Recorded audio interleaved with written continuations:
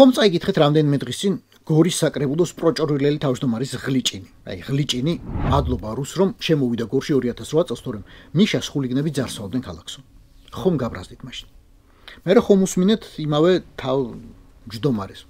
არ მithქვამს ეგენი და ნიუ-იორკ ტაიმსმა დამიმახინჯა ინტერვიუ.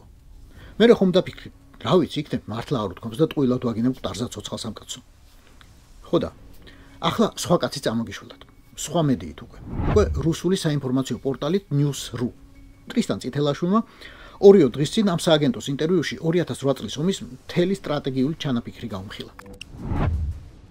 საქართველოს ყოფილი პრეზიდენტი სააკაშვილი 2008 წელს ოსების გენოციდს ამზადებდა და მხოლოდ რუსების ჩარევამ გადაარჩინა ისინი. ვინც იცის ტრისტან წითელაშვილი, ბევრი კითხვა ალბათ არ გაუჩნდება. ვინც არ იცის, პირველ რიგში იკითხავს ამან საიდან იცისო. მართლა, საიდან შეიძლება ტრისტან წითელაშვილმა იცოდეს სააკაშვილის გეგმის დეტალების შესახებ. რუსული მედია კი წარადგენს მას ქართული არმიის გენერალად, მაგრამ სინამდვილეში გენერლობა მას რაღაც კაზაკურმა ჯგუფმა მიანიჭა. ქართული არმია კი მან პოლკოვნიკის წოდები დატოვა. 2008 წლის ომამდე დიდი ხნით ადრე. ამ ომის შემდეგ იჯდა ციხეში, რუსეთის სასარგებლო ჯაშუშობის ბრალდებით. 2013-ში კი, რა თქმა უნდა, გამოუშვეს.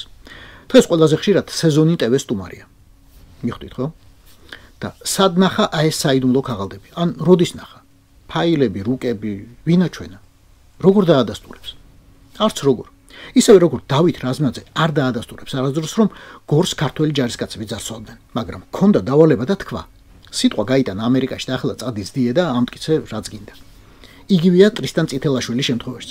უბრალოდ რუსებს ძალიან მოსწონს და ძალიან სჭირდებათ რომ ტერმინი გენოციდი ქართველებს მიაბან. თან ამას თუ ქართველი სახელით იზამენ, თქვათ უკეთესი. და ამ ქართველს კიდევ გენერალს თუ მიაწერენ, საერთოდ გადასარევი. News.ru-ს მკითხველებიდან ახლა რამდენი დაიწყებს გარკვევას ვინაა წითელაშვილი, რომელ წლებში მსახურობდა და რა წვდომა ჰქონდა საიდუმლოებებთან. გენერალია, ომზე ლაპარაკობს, ესე იგი იცის. ბევრ შეიძლება არ გაგიგიათ რომ იმავე ტრისტან წითელაშვილს ეყრდნობა რუსული ბრალდება 2014 წლის ზამთარში კიევის მაიდნის მონაწილეთა ქართველი სნაიპერების მიერ დახვრეტის შესახებ. იქაც მთავარი სააკაშვილია, რა თქმა უნდა და მაიდნის ლიდერები სხვა.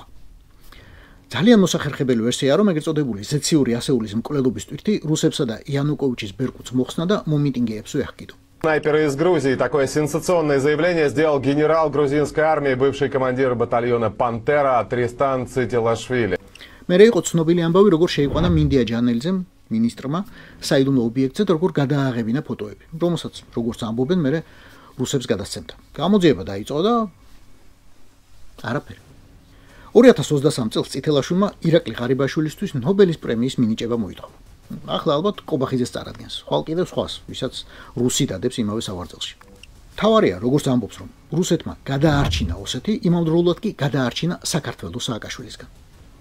ეს პატარა დეტალია, მაგრამ რუსისთვის ძალიან გასახარი. როცა ვინმე ქართველ გენერლად წოდებული და წარდგენილი, ცალკე ოსეთს იხსენიებს, ცალკე საქართველოს. წითელაშვილი, რაზმაძე, წულუკიანი, კალაძე, რიჟვაძე, ღობეგლეჯიაშვილი თავისთავად შეიძლება მავნებლები არიან. ოღონდ რეალური საგინებელი მაშინაც და ახლაც სხვა კაცია. ჩამძახებელი ისაა, ამომძახებლები ესენი.